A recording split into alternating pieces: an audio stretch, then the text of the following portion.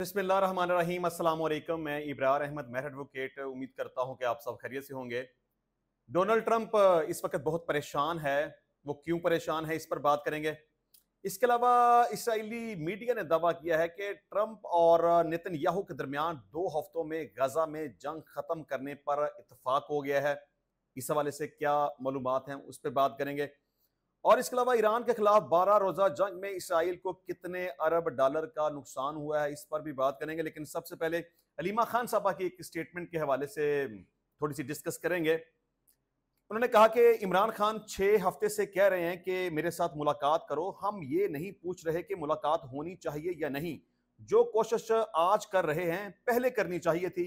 इमरान खान ने कहा था कि इन्हें कई हफ्ते पहले मेरे पास आना चाहिए था।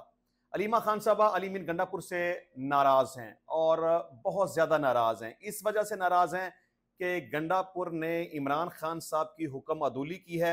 इमरान खान साहब के कहने के मुताबिक उनसे मुलाकात नहीं की, मुलाकात करने की कोशिश नहीं की, इमरान खान साहब की हदायत के ऊपर अमल नहीं किया। और उन्होंने ये कहा था कि जब तक मुझसे मुलाकात ना कर लें, बजट डिस्कस ना कर लें, बजट पेश नहीं करना और उसको मंजूर नहीं करना। तो अलीमा खान साहबा से जब इस हवाले से सवाल पूछा गया कि इमरान खान साहब तो ये कह रहे थे कि मुलाकात जरूरी है, तो अब तो उनसे मुलाकात किए बगैर ही बजट पास हो गया, तो इसका मतलब क्या समझा जाए? क्या इमरान खान साहब को माइनस कर दिया गया है? तो अलीमा खान साहबा ने बड़े परेशानी के आलम में ये कहा कि हाँ, मुझे ऐसा ही लगता है कि इमरान खान साहब को माइनस कर दिया गया है। अब अलीमा खान साहबा का गंडापुर के ऊपर ये गुस्सा और नाराजगी है कि अब जो कुछ तुम कर रहे हो ये तुम्हें पहले करना चाहिए था। मतलब तुम्हें नहीं पता कि इमरान खान साहब से अगर मुलाकात करनी है तो तुम्हें कौन सा रास्ता अख्तियार करना है? अडयाला जेल जाओ, एहतजाज करो, धरना दो, तुहीन अदालत में जाओ, सुप्रीम कोर्ट जाओ, कुछ भी करो, मतलब कुछ कोशिश तो करो ना। अब जब इमरान खान ने ये कहा, मतलब ये उनकी तरफ से एक एक्स अकाउंट के ऊपर पोस्ट लगाई गई थी, गंडापुर को यह हदायत दी गई थी कि तुम अब सुप्रीम कोर्ट में जाओ, वहां पे पिटीशन फाइल करो और अदालत को रिक्वेस्ट करो कि मैं इमरान खान से मुलाकात करना चाहता हूं और वहां से इजाजत लेने के बाद मुझसे मुलाकात करो। तो गंडापुर ने अब जो किया, सुप्रीम कोर्ट गया, ये काम वो पहले भी कर सकता था अगर वो करना चाहता। तो गंडापुर के ऊपर यह सबसे बड़ा क्वेश्चन आता है कि उसकी नीयत में कुछ ना कुछ फर्क तो है कि उसने इमरान खान साहब की हुक्म अदूली की है, उसकी मर्जी के मुताबिक नहीं चला, अपनी मर्जी की है या किसी और की मर्जी के मुताबिक चला है, लेकिन कम से कम वो इमरान खान साहब की मर्जी के मुताबिक नहीं चला। अच्छा, मैं जिस तरह से बात कर रहा था कि डोनाल्ड ट्रंप इस वक्त बड़ा परेशान है, तो अब ट्रंप ये दावा कर रहा है कि ईरान की जौहरी तनसीबात पर हमले से पहले कुछ भी मुंतकिल नहीं किया गया था। क्योंकि अब ये क्वेश्चन बहुत ज्यादा डिस्कस किया जा रहा है कि क्या अमेरिका ने जो ईरान के ऊपर अटैक किया था उसकी 3 जौहरी तनसीबात के ऊपर, क्या वो कामयाब हुआ कि नाकाम हुआ? अब एक तरफ डोनाल्ड ट्रंप है जो कि क्लेम कर रहा है कि जी मेरा वो मकसद, मेरा वो मिशन कामयाब हो गया है। मैंने जो 3 जौहरी तनसीबात के ऊपर अटैक किया, मैंने जितना भी जौहरी मवाद वहां पे मौजूद था सारे का सारा मैंने तबाह कर दिया है। अब ईरान के पास जौहरी मवाद नहीं है और या मैंने उसको इस हद तक पीछे धकेल दिया है कि ईरान को दोबारा उस जगह पर पहुंचने के लिए 2-3 साल तक का टाइम लगेगा।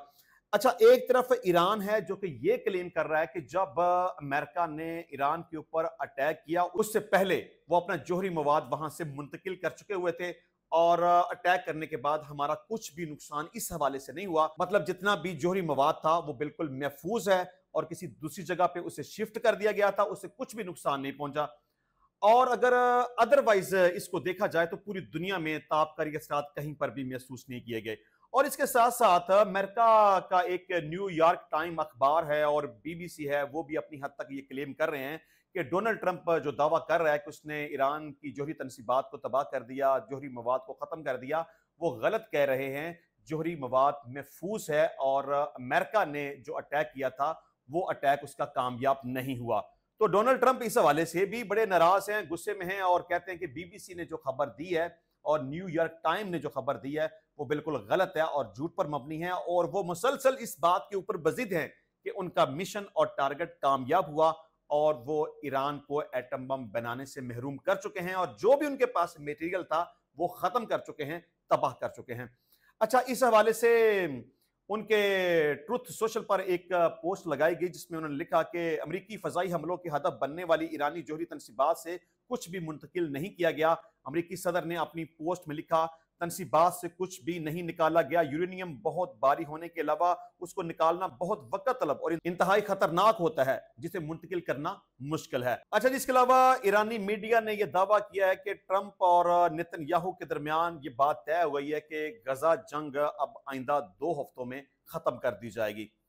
इस हवाले से इसराइली रोजनामे द टाइम्स ऑफ इसराइल की रिपोर्ट के मुताबिक रवा हफ्ते के आगाज में अमेरिका के ईरान पर हमले के बाद इसराइली वजीर आजम नेतन्याहू और अमेरिकी सदर डोनाल्ड ट्रंप के दरमियान गुफ्तगू हुई, जिसमें दोनों रहनुमाओं ने गजा में जंग के फौरी खात्मे और इब्राहिमी मुआहदे को तोसी देने पर इत्तफाक किया है। रिपोर्ट के मुताबिक एक बाखबर जराए का कहना है कि ट्रंप और नेतन्याहू ने फोन पर इस बात पर इत्तफाक किया कि गजा की जंग आइंदा 2 हफ्तों में खत्म कर दी जाएगी। इसके बाद 4 अरब ममालिक, जिनमें मुत्तहिदा अरब अमारात और मिस्र भी शामिल हैं, हमास की जगह गजा पर मुश्तरका तौर पर हुकूमत करेंगे और हमास की क़यादत को जलावतन कर दिया जाएगा और तमाम यरगमालियों को रिहा कर दिया जाएगा। तहम अरब इत्तेहादी बारहा इस बात पर जोर दे चुके हैं कि वो गजा की जंग के बाद उसकी तमीर नौ में उस वक्त तक शरीक नहीं होंगे जब तक इसराइल फलस्तीनी अथॉरिटी को गजा में कदम रखने की इजाजत नहीं देता, ताकि मुस्तकबिल में 2 रियासती हल की राह हमवार हो सके। लेकिन नेतन्याहू ने फलस्तीनी अथॉरिटी के किसी भी किरदार को यकसर मुस्तरद कर दिया है।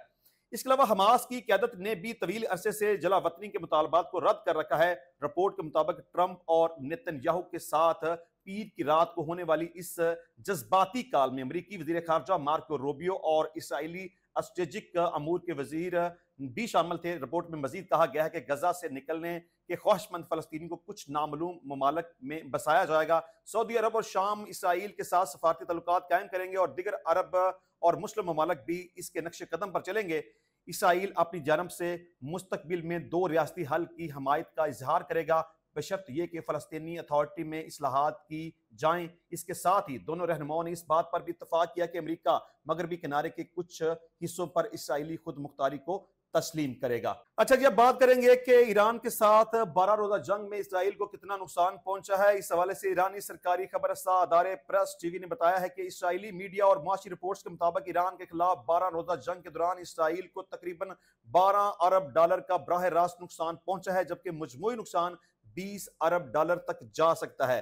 ये नुकसानात फौजी खराजात, मिसाइल हमलों से होने वाले नुकसानात, मुतासरा अफराद और कारोबार को की गई अदायगियों और बुनियादी ढांचे की मरम्मत पर मुश्तमिल हैं। माहिरीन खबरदार कर रहे हैं कि जब बिलवास्ता इक़्तिसादी असरात और शहरियों के मुआवजा जात को शामिल किया जाएगा तो नुकसान 20 अरब डॉलर तक पहुंच सकता है।